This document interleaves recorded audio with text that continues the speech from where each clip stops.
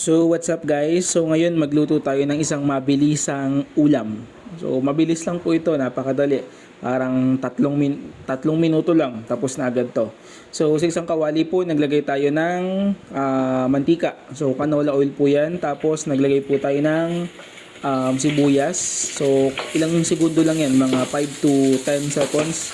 Ilagay na po natin yung bawang din. So, halos konti lang pagitan po. Tapos, syempre, halo-haluin lang po natin para balanse po ang pagkakaluto at lumabas po yung aroma nito. Yan. So, hintayin po natin ito na medyo pumula or mapula na bago po natin ilagay yung ating hipon. Ayan. So, mix lang. So, ayan o, medyo mapula na, medyo sunog na nga yung ibang konti eh. So, sakto lang yan.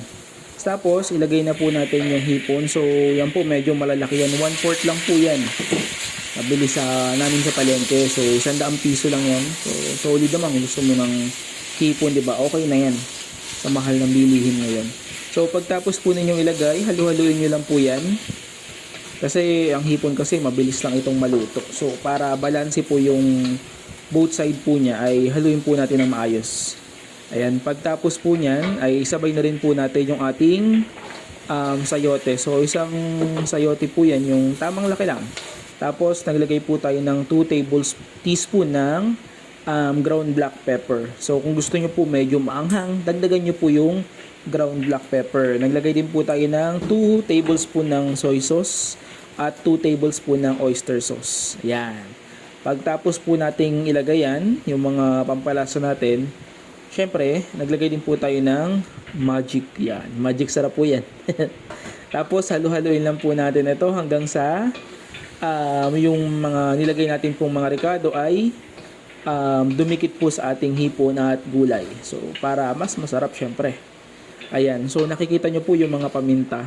So, mas marami pong paminta, mas maanghang. So, kung mahilig po kayo sa maanghang, dagdagan nyo na lang po yung paminta para mas maanghang. Kung ayaw nyo naman, sir, konti lang yung paminta. So, tapos maglalagay din po tayo ng 1/2 cup ng tubig. Tapos, takpan po natin ito at hintayin po natin kumulo. Ayan, kapag kumulo na po, ayan, halu-haluin lang po natin ito ulit para balanse. Sa mga oras na po na iyan, ay halos luto na po yung ating hipon. So, pinapalambot na lang po natin yung ating sayote. So, ganyan po kasi dapat laging may gulay. May protina, may gulay po. Kahit yung mura lang, hindi naman kailangan ng mahal eh. Tapos, tikman po natin kung okay na. So, ito po ay medyo maanghang ng konti. Kasi, medyo marami po yung paminta kong nilagay. Pero, suwabe po ang sarap. Yan. So, halo-halo lang.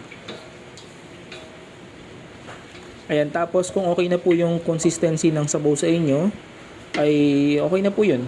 Pwede nyo na pong ahunin. Pero kung gusto nyo po na pakatihin pa, kagaya po ng ginawa ko, ay pwede naman po. Ayan po, so halos konti na lang po talaga ang sabaw. So okay na po yung ganyan. Kasi hindi naman masarap yung wala ng sabaw, kating-katin na. So sakto lang yan.